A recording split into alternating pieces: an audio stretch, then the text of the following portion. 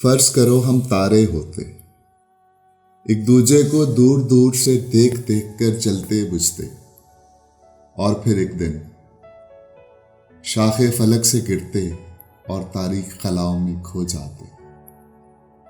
दरिया के दो धारे होते, अपनी अपनी मौज में बहते, और समंदर तक इस अंधी वहशी और मुंहजोर मुसाफत के जादू में तन्हा रहते।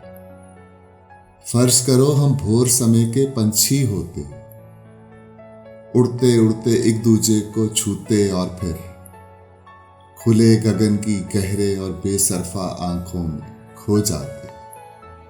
और बहार के झोंके होते, मौसम के एक बेनक्शा से ख्वाब में मिलते और जुदा हो जाते। खुश्क जमीन के हाथों पर सब्ज लकीरें कंधा करते और अनदेखे सपने बोते, अपने अपने आंसू रोकर चैन से सोते। फर्ज करो हम जो कुछ अब हैं वो ना होते।